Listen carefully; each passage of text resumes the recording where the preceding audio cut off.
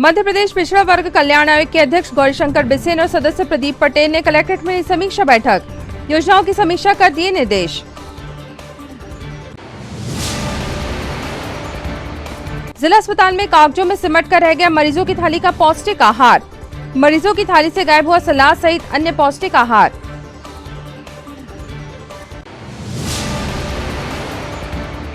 ग्राम सहानवाड़ी के जंगल में मिला मृत टाइगर, वन परिक्षेत्र कन्हान रेंज का मामला। बाघ की मौत के कारणों का पता लगाने में जुटी वन विभाग की टीम।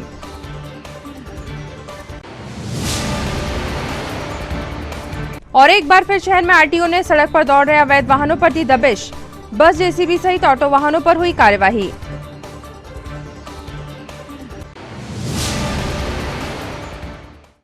नमस्कार, स्वागत है आपका सिटी हलचल में। दिन भर की तमाम खबरें लिए आपके साथ मैं अदिति शुक्ला। शुरुआत करते हैं खबरों की। मध्य प्रदेश पिछड़ा वर्ग कल्याण आयोग के अध्यक्ष गौरीशंकर बिसेन और सदस्य प्रदीप पटेल ने आज निर्धारित दौरा कार्यक्रम के अंतर्गत कलेक्ट्रेट सभाकक्ष में जिलाधिकारियों की समीक्षा बैठक ली तथा विभिन्न विभागों द्वारा क्रियान्वित योजनाओं की समीक्षा करते हुए अधिकारियों को आवश्यक दिशा निर्देश भी प्रदान किए। बैठक में कलेक्टर सौरभ सुमन, एडीएम श्रीमती रानी बातड़, पुलिस अधीक्षक विवेक अग्रवाल, आपदा प्रबंधन समिति के सदस्य विवेक बंटी साहू सहित अन्य अधिकारी व सदस्य उपस्थित थे। मैं जिला प्रशासन की ओर से स्वागत करती हूँ।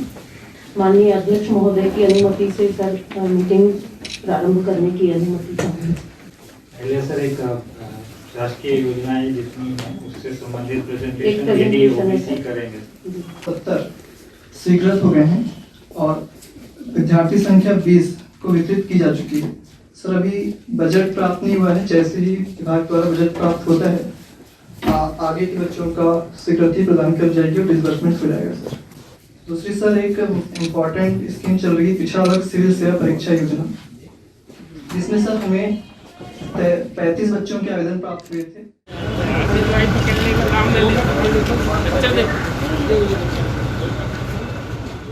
आज की बैठक है पिछड़ा वर्ग कल्याण आयोग की जो रिकमेंडेशन सरकार को हमें सौंपनी है उसका सर्वेक्षण हमें जिले से करना है और उसके शैक्षणिक आधार पर, आर्थिक आधार पर, सामाजिक आधार पर जो पिछड़े वर्ग के लिए और क्या हमारी आवश्यकताएं हो सकती हैं उसका विस्तृत प्रतिवेदन जिला से हमको तैयार करना है। दूसरा, माननीय न्यायालय के सामने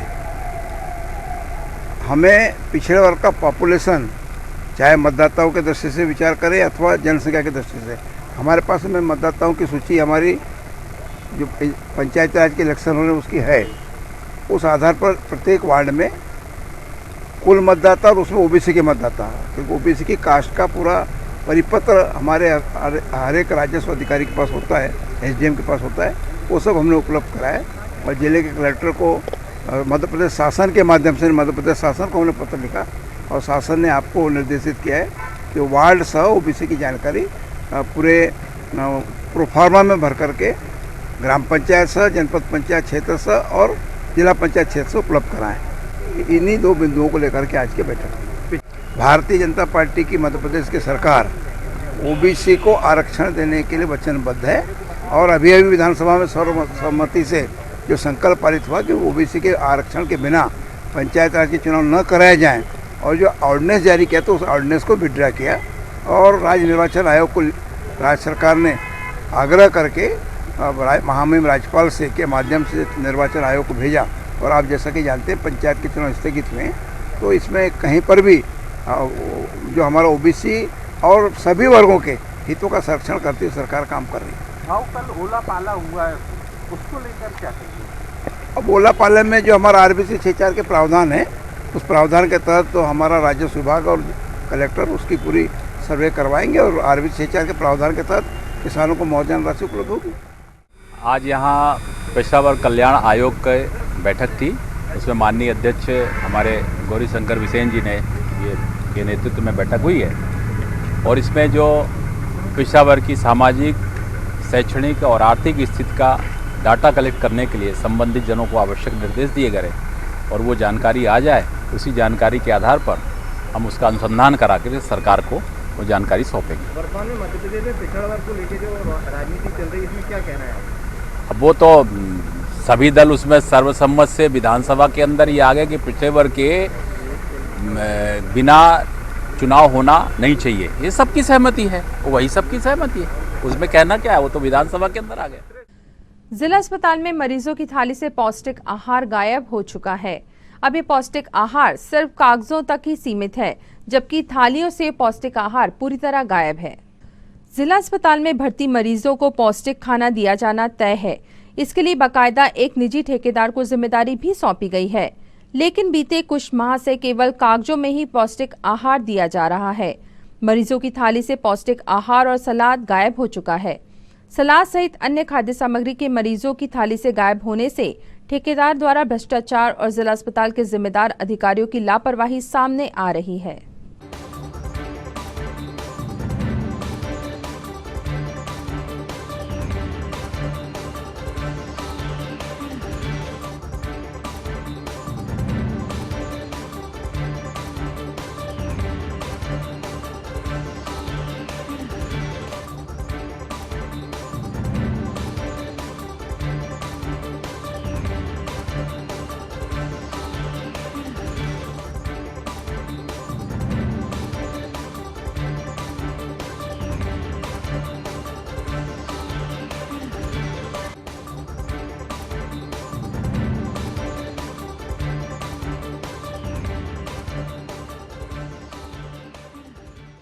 जिला अस्पताल के बाहर में जो मरीज भर्ती, उनके भोजन में शिकायत आ रही है, गुणवत्ता युक्त नहीं है और सलाद भी नहीं है खाने का। मेरे सिविल सर्जन के चार्ज ग्रहण करने के पहले मैं स्वयं किचन प्रभारी रह चुका हूं और कोविड के समय में भी हमने किचन को बहुत अच्छे से चलाया है और बहुत अच्छा भोजन मरीजों को उपलब्ध कराने की कोशिश की है। जहां पर 500-600 लोगों का खाना बन रहा हो, वहाँ पर थोड़ी बहुत समस्या आना तो लाजमी है कि कभी मरीज शिकायत करता है कि हमें कच्ची रोटी मिली। जहाँ पर 2000 रोटियाँ बन रही है तो वहाँ पर अगर 10-5 रोटियाँ कच्ची किसी कारण से निकल गई और वही रोटी जब मरीज़ को मिलती तो स्वाभाविक है कि वो शिकायत करेगा। फिर भी हम उनकी परेशानियों को ध्यान रखते हुए कोशिश करते हैं कि जहाँ और जब हमको मरीजों की शिकायत मिल रही है हम उसे सुधारने की कोशिश करें। हम अपने किचन में सबसे पहली जो चीज़ देखते हैं वो ये है कि हमारे अनाज, हमारे मसाले और हमारी सब्जियां सही गुणवत्ता की आ रही है या नहीं, ये हमारी सबसे पहली प्राथमिकता रहती है। उसके बाद हम कोशिश करते हैं कि मरीजों का फीडबैक लेते रहते हैं कि उनको खाना कैसा मिल रहा है। तो जहाँ जहाँ पर शिकायतें आती है हमारी कोशिश ये रहती है कि हम उसको इम्प्रूव करके और अच्छी सेवाएँ मरीजों को प्रदान करने की कोशिश करें। परंतु जहाँ पर इतनी बड़ी मात्रा में लोगों का खाना बन रहा है तो कभी हमारा स्टाफ छुट्टी पे रहे या बीमार पड़ जाता है अधिक काम करते करते, तो हमें कई चीज़ों की समस्या जाती है और इस कारण लोगों की शिकायतों का सामना करना पड़ता है। खाली जो तो सलाद गायब है। सलाद भी वैसे हम लोग उपलब्धता के हिसाब से जैसी चीज़ें उपलब्ध रहे, कभी ककड़ी, मूली, गाजर, टमाटर, शलजम जो भी उपलब्ध रहे उसके हिसाब से कोशिश करते हैं कि उन्हें मिलती रहे। वो थोड़ा बहुत चेंज भी करते रहते हैं उसमें, परंतु फिर भी अगर कोई समस्या आती है या कोई लोगों की शिकायत आती है तो हम उसे सुधारने की कोशिश करते हैं। छिंदवाड़ा जिले के अंतर्गत बिछुआ के ग्राम सहानवाड़ी भूतन सावंगी के जंगलों में आज एक टाइगर मृत अवस्था में मिला। यह मामला कन्हान रेंज वन परिक्षेत्र का है। बाघ की मौत कैसे हुई, इस बात का खुलासा अभी तक नहीं हो पाया है। सुबह से ही वन विभाग की टीम इसके कारणों की छानबीन में लगी हुई है।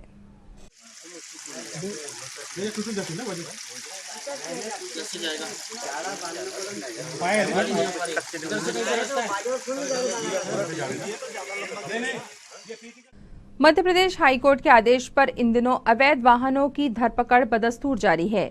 इसी तारतम्य में पिछले कुछ दिनों से आरटीओ निशा चौहान भी लगातार नगर व जिले के विभिन्न क्षेत्रों में कार्यवाही कर रही हैं।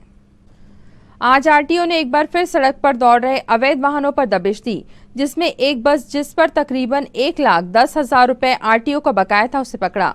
साथ ही एक जेसीबी मशीन जो बिना फिटनेस के सड़क पर चल रही थी उसके खिलाफ कार्यवाही की एवं 3 ऑटो को भी जब्त किया।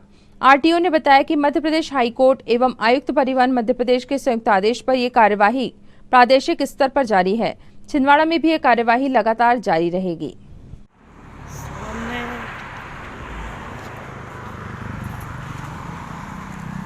इधर देखो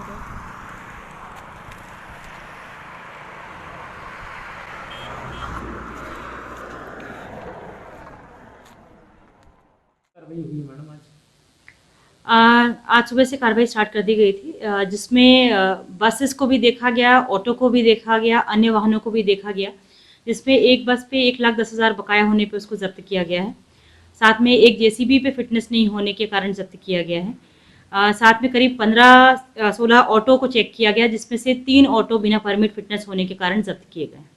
तो ये कार्रवाई अभी और निरंतर जारी रहेगी? बिल्कुल जारी रहेगी।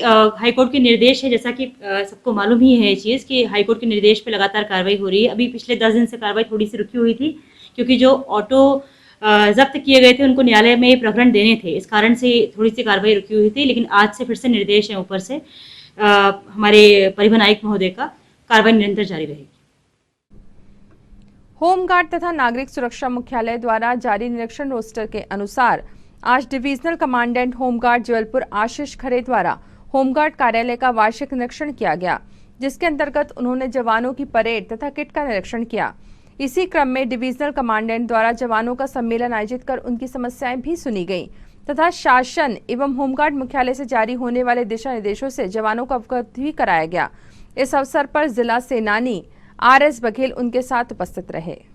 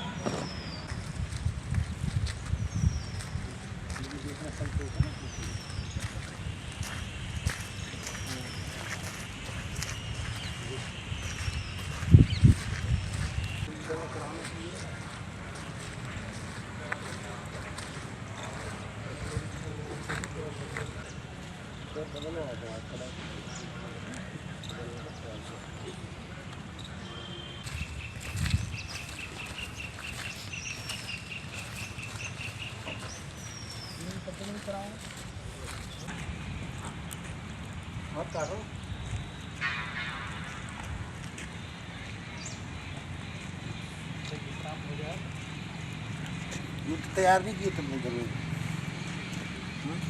क्यों बना देना सबका सबके नाम को बना सर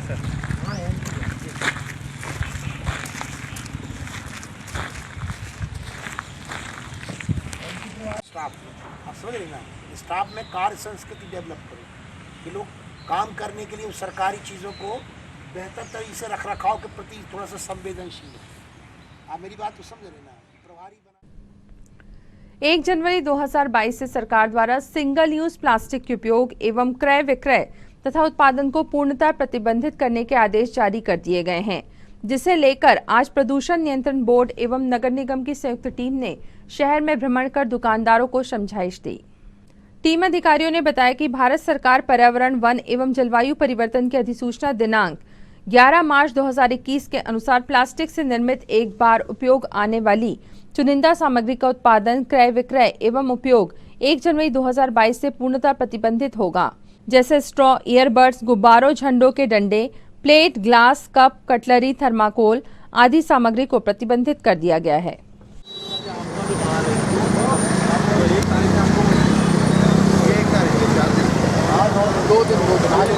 इसके पहले भी आपको दे गए थे खर्चा दे गए थे, ये देखो दोनों लिखे क्या जुलाई से बंद होना है। 1 तारीख से 1 जनवरी से बंद हो, 1 जनवरी यानी आज समझ जाओ आखिरी दिन। ये आपके सब 1 तारीख से बंद हो जाएगा। ये जितने भी आप 2 तारीख बंद करवा देंगे। ये आपने थर्माकोल की जो भी आइटम है आपको उसका भी लिखा है, बस आपको बता देता हूँ। थर्माकोल की जितनी भी चीज़ है हाँ वो तो बंद कर पहले टाइप आते हैं, कप कटोरी सब बंद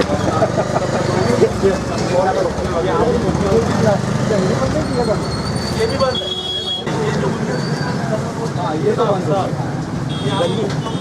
जुलाई से है ना, ये तो लिखा भारत सरकार पर्यावरण वन एवं जलवायु जो परिवर्तन मंत्रालय है उसने एक अधिसूचना जारी किया है 11 मार्च 2021 को, जिसके अनुसार जो है 1 जनवरी 2022 से जितने जो सिंगल यूज़ प्लास्टिक है, जिसमें आपकी थर्माकोल की पूरी सीट है, थर्माकोल से बनी सामग्री, प्लास्टिक के कप, कटोरी, डिस्पोजल, स्ट्रा, ये सारी चीज़ें जो है बैन की गई हैं, प्रतिबंधित की गई हैं। इनका उपयोग करना, क्रय विक्रय करना और इसका उत्पादन, ये सारी चीज़ें बंद की गई हैं। तो उसके तारतम्य में आज मतलब पहले पेपर में भी पब्लिश किया गया था और आज जो है 29 तारीख को सभी को मतलब जो दुकानदार हैं जो ये इसका क्रय विक्रय करते हैं उनको एक समझाइश दी जा रही है कि इसका जो पूर्णतः क्रय विक्रय बंद कर दें और उपयोग जो है उसका भी पूर्णतः बंद कर दें। समझाइश के बाद अगर दुकानदार बेचते हैं तो उन पर क्या अर्थदंड किया जाएगा? यदि समझाइश के बाद भी वो निरंतर इसको बेचते हैं और तो उन पर जो है नियमानुसार जो है कार्रवाई की जाएगी और नियमानुसार जो दंड निर्धारित हुआ होगा वो उन पर अधिरोपित किया जाएगा। शासकीय स्वशासित स्नातकोत्तर महाविद्यालय में आज केमिस्ट्री विभाग की ओर से प्रदूषण नियंत्रण बोर्ड क्षेत्रीय कार्यालय के सौजन्य से छात्र छात्राओं के लिए प्रदूषण की रोकथाम हेतु जागरूकता शिविर का आयोजन किया गया, जिसमें प्रदूषण नियंत्रण बोर्ड के अधिकारियों ने कॉलेज में छात्र छात्राओं व वहां से आवागमन करने वाले वाहनों की जांच कर छात्र छात्राओं को वाहनों से होने वाले प्रदूषण के संबंध में जानकारी प्रदान की।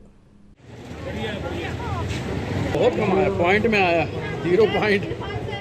आप बढ़िया है ना, मेंटेन है।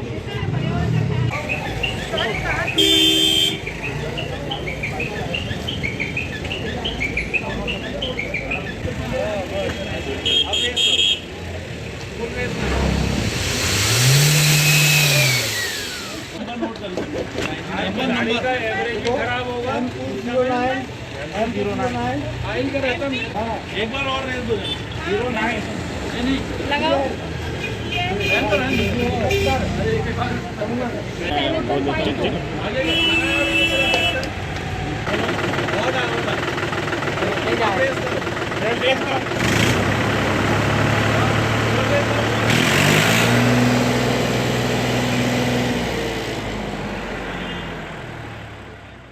गवर्नमेंट शासकीय स्नातकोत्तर महाविद्यालय छिंदवाड़ा में पर्यावरण जागरूकता कार्यक्रम के अंतर्गत हम लोगों ने एक प्रोग्राम रखा है। Madhya Pradesh pollution board control board जो है क्षेत्रीय कार्यालय छिंदवाड़ा के अंतर्गत के साथ हम लोगों ने एक प्रोग्राम रखा है, जिसके अंतर्गत आज यहाँ जितने भी व्हीकल्स हैं छात्र छात्राओं के और जो यहाँ से पास आउट हो रहे हैं उनका हम लोग पॉल्यूशन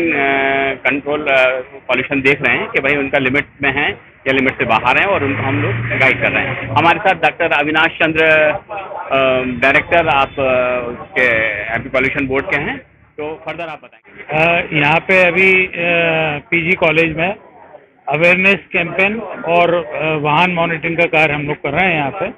यहाँ पे बच्चों को प्रशिक्षण भी दे रहे हैं कि किस तरह परिवेशी वायु गुणवत्ता का मापन किया जाता है एवं किस तरह वाहन उत्सर्जन का मापन किया जाता है और इसके क्या दुष्परिणाम होते हैं जब वाहनों से जो निकलने वाला धुआं है, इसके बारे में इनको यहाँ पे जानकारी दी जा रही है। और केमिस्ट्री विभाग के बच्चे यहाँ पे हमारे साथ हैं और ये कार्य हमने जो है कि इनके पीजी कॉलेज से जो केमिस्ट्री डिपार्टमेंट ने हमसे रिक्वेस्ट करा था कि इसमें बच्चों को प्रशिक्षण भी हो जाए और बच्चों का ज्ञान भी हो।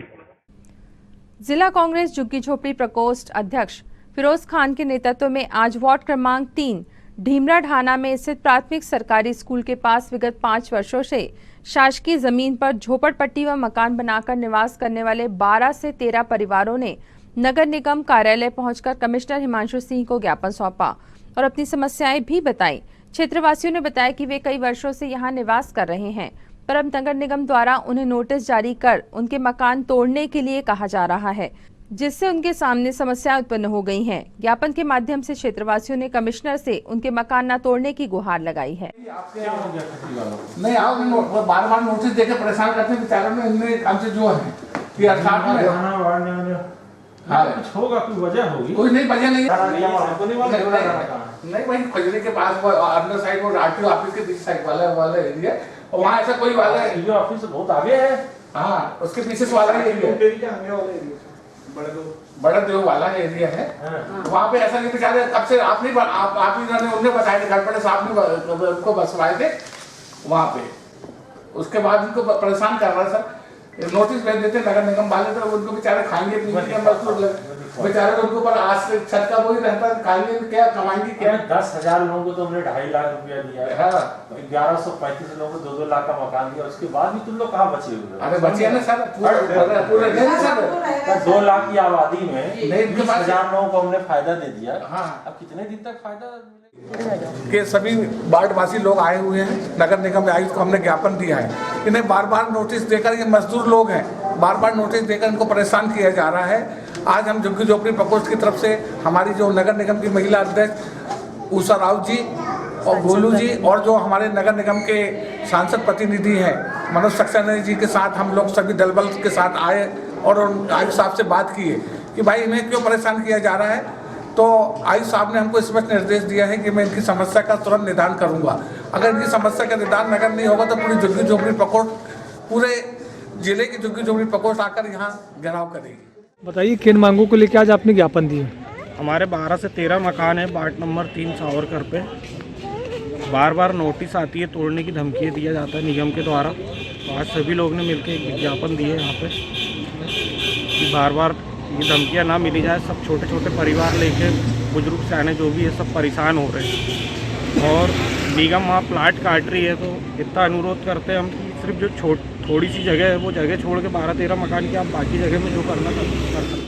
बताइए किन मांगों को लेकर आज आप ज्ञापन देने आए थे? मकान बचाने के लिए कोई भी हद से हम जा सका। कहाँ रहते आप? डुमरा ढाना 3 नंबर वार्ड में। क्या समस्या है वहाँ पे? वहाँ हमने सरकारी ज़मीन में झोपड़ा बनाए हैं। हाँ। वहाँ रह रहे हैं। हाँ। तो हमको प्रताड़ित कर रही है नगर निगम जाके महीना में 4 बार जा रहे हैं। कब से रह रहे हैं वहाँ पे आप? हम 5 साल से रह रहे हैं और 18 साल हो गए बस्ती के अंदर रहते हुए। अच्छा। और 5 साल हो गए वहाँ बना के रह रहे हैं क्या, और हमको इतनी प्रताड़ित कर रहे हैं कि करने क्या। कलेक्ट्रेट एनआईसी कक्ष में आज स्वास्थ्य विभाग की वीडियो कॉन्फ्रेंस का आयोजन किया गया, जिसे भोपाल मुख्यालय से वरिष्ठ अधिकारियों ने कोरोना की संभावित तीसरी लहर को लेकर जिले में तैयारियों की समीक्षा करते हुए आवश्यक दिशा निर्देश प्रदान किए। बैठक में medical college dean doctor GB Ramteke सहित स्वास्थ्य विभाग के विभिन्न डॉक्टर्स व अधिकारीगण मौजूद थे। कार्बन डाइऑक्साइड चला रहे थे, चल रहा है और इससे छोटे मोटे कुछ इश्यूज आते हैं तो जो कंपनी जिसने लगाई है वो उसको आगे इमीडिएट रेक्टिफाई हम इसी को यूज भी कर रहे हैं क्योंकि कितने % पे आ जाती है सिक्योरिटी? सर 97 तक पहुंच रहा है, उसमें 94 to 97 चल रहा है। नहीं, ये आपने प्लांट साइट पे जो मीटर लगाया वहां चेक किया कि जो मरीज के कान नाक में लगता है वहां चेक किया? इंजीनियर को कहिए कि वो आपके यहाँ जो जिसने प्लांट लगाया उसके इंजीनियर को कहिए, दोनों चीजें चेक करनी होती है। कई बार होता है उसमें लोड कम हो जाता है, तो 3 लीटर ऑक्सीजन देनी हो, दे ही नहीं रहा, 2 लीटर पहुंच रही है उसके पास, तो दोनों चीजों का टेस्ट करके देखना चाहिए बीच बीच में कि मरीज को उतनी मिल रही है कि नहीं, और मरीज को मिल रही है उसकी प्योरिटी है कि नहीं। जी सर। आपका इस प्लांट को अच्छे से चला के देख के समझ लीजिए। सर एलम आप पूछ ले सर, इनर्ट है सर इनके पास में, एक्चुअली अनाउंस नहीं है, आप लोगों ने सर इनर्ट मॉडल किया है, उसमें आपका process install execution capacity install हो जाएगी एलएमओ की। ये केस से इतना मुद्दा है, मैं एलएमओ की बात करूंगा सर। चलो ठीक है, आगे एक करके चलती है थोड़ा। शासकीय स्वशासित स्नातकोत्तर महाविद्यालय में आयोजित युवाोत्सव के अंतर्गत आज सांगीतिक और रूपांकन पक्ष की प्रतियोगिताओं का आयोजन किया गया। सांगीतिक पक्ष में एकल गायन एवं वादन, समूह गायन एवं वादन व रूपांकन पक्ष में क्ले मॉडलिंग, पोस्टर चित्रकला व रंगोली आदि प्रतियोगिताएं संपन्न हुईं, जिसमें छात्र छात्राओं ने बढ़ चढ़कर हिस्सा लिया। युवा उत्सव के दूसरे दिन पीजी कॉलेज के छात्र छात्राओं ने गायन वादन और रंग रेखांकन के माध्यम से युवा उत्सव बड़ी धूमधाम से मनाया। समापन अवसर पर प्राचार्य अमिताभ पांडे ने छात्रों को प्रेरक वक्तव्य देते हुए सांस्कृतिक, सांगीतिक, साहित्यिक एवं रूपांकन पक्षों के विधावार विजेता छात्राओं को भी बधाई दी। द्वितीय दिवस के विधावार विजेता एकल गायन महेंद्र उइके प्रथम, समूह गायन भारती में शिवानी उइके एवं साथी प्रथम, एकल गायन शास्त्री में बलराम यादव प्रथम, एकल गायन पाश्चात्य में विप्रा शर्मा, एकल वादन नॉन परकुशन में रंजीत चंद्रवंशी प्रथम तथा रूपांकन पक्ष में रंगोली में अक्षता बरमैया प्रथम, क्ले मॉडलिंग में शिवम प्रजापति प्रथम, पोस्टर निर्माण में हर्षिता रघुवंशी प्रथम, चित्रकला में जानवी टांग प्रथम, कोलाज में कबीर कुरैशी प्रथम, कार्टूनिंग में पूजा परतेथी प्रथम रही। शासकीय स्वशासी स्नातकोत्तर महाविद्यालय छिंदवाड़ा में मध्य प्रदेश शासन के निर्देशानुसार एवं महाविद्यालय के प्राचार्य व संरक्षक डॉक्टर अमिताभ पांडे जी के निर्देशन में युवा उत्सव 2021-22 का जिला स्तरीय 2 दिवसीय महोत्सव संपन्न हुआ। कल 28 दिसंबर 2021 को साहित्यिक और सांस्कृतिक 2 पक्ष संपन्न हुए, जिसमें छात्रों ने भाषण, वाद विवाद और प्रश्न मंच तथा सांस्कृतिक में एकल नृत्य, समूह नृत्य, पाश्चात्य नृत्य आदि आदि में छात्र छात्राओं ने बढ़ चढ़कर भाग लिया। ऐसे ही आज 29 दिसंबर 2021 को सांगीतिक और रूपांकन 2 पक्ष में महोत्सव संचालित हो रहा है, जिसके अंतर्गत सांगीतिक पक्ष में अगर देखें तो एकल गायन, समूह गायन, एकल वादन, समूह वादन, इस तरह से प्रक्रियाएं संपन्न हुई। एकल गायन में हमारे छात्रों ने बहुत ही कलात्मक अभिरुचि के साथ उसकी प्रस्तुति दी, जिनके शब्द थे अब न लगे रे प्यास जोगी जोगी। यह शब्द, ये बोल, ये स्वर समूचे सदन को जो है बहुत ही प्रभावित किया। ऐसे ही हम देख रहे हैं रूपांकन पक्ष में, जिसमें क्ले मॉडलिंग, कोलाज, पोस्टर निर्माण और स्पॉट पेंटिंग हो रही हैं। मध्य प्रदेश शासन के निर्देशानुसार युवा उत्सव का थीम आज़ादी का 75 वर्ष है और उसी आज़ादी के 75 वर्ष को केंद्र में रखकर रूपांकन पक्ष में रंगोली, पोस्टर, कोलाज आदि आदि प्रतियोगिताएं हो रही हैं। हम उन्हें उनकी रंगोलियों में देख सकते हैं, कोलाज में देख सकते हैं, स्पॉट पेंटिंग में देख सकते हैं, क्ले मॉडलिंग में देख सकते हैं और पोस्टर निर्माण में भी देख सकते हैं। शीतकालीन छुट्टियों का सदुपयोग करते हुए तारण तरण संस्कृति मंडल के तत्वावधान में स्थानीय तारण भवन छोटी बाजार में 5 दिवसीय निःशुल्क कराटे प्रशिक्षण शिविर का आयोजन किया गया है, जिसका बड़ी संख्या में बच्चे लाभ प्राप्त कर रहे हैं। प्रशिक्षक रविंद्र जायसवाल के मार्गदर्शन में संचालित इस शिविर में समाज के वरिष्ठ जनों के साथ संस्कृति मंडल के पदाधिकारियों का भरपूर सहयोग भी प्राप्त हो रहा है। बैलेंस करना है, don't move, 2, 6,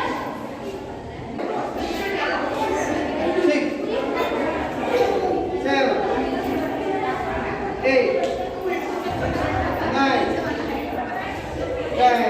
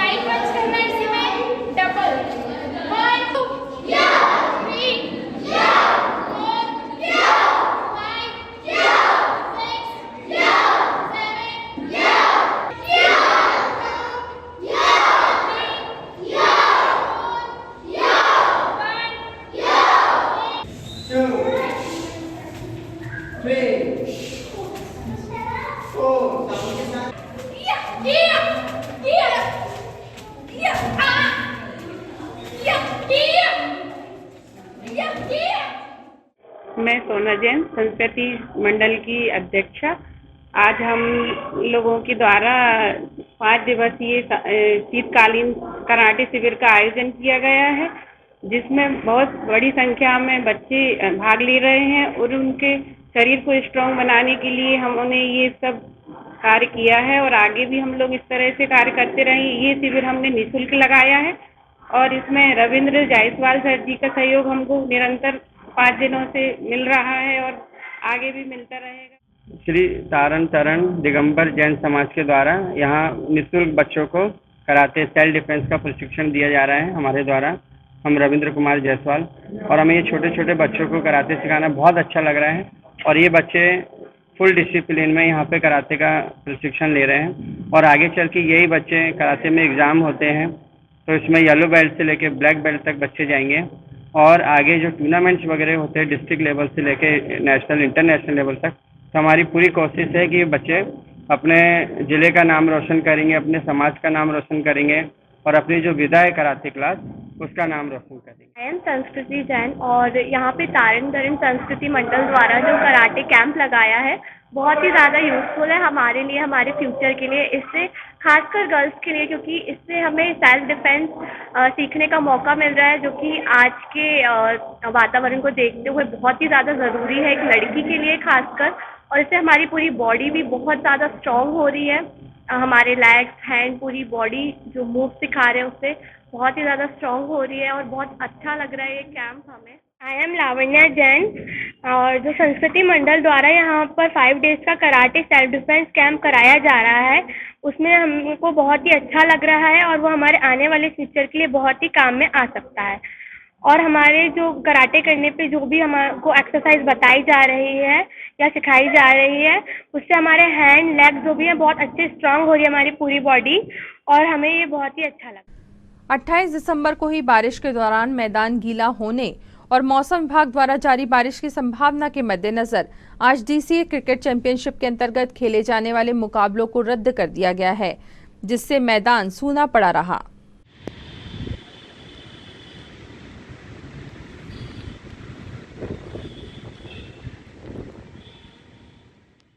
और अब इन तमाम खबरों को समेटते हुए देखते हैं सुर्खियां।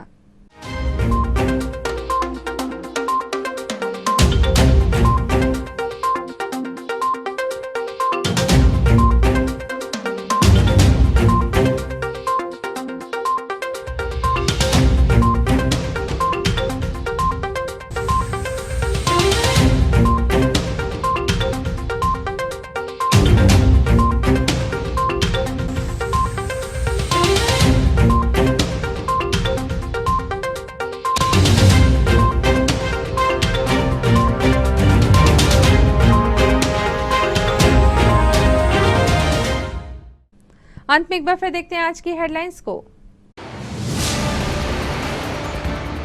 मध्य प्रदेश पिछड़ा वर्ग कल्याण आयोग के अध्यक्ष गौरीशंकर बिसेन और सदस्य प्रदीप पटेल ने कलेक्ट्रेट में समीक्षा बैठक, योजनाओं की समीक्षा कर दिए निर्देश। जिला अस्पताल में कागजों में सिमट कर रह गया मरीजों की थाली का पौष्टिक आहार, मरीजों की थाली से गायब हुआ सलाद सहित अन्य पौष्टिक आहार।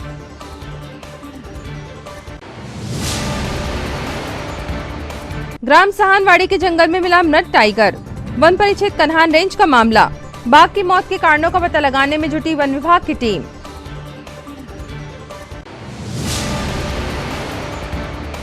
और एक बार फिर शहर में आरटीओ ने सड़क पर दौड़ रहे अवैध वाहनों पर दी दबिश, बस, जेसीबी सहित ऑटो वाहनों पर हुई कार्यवाही।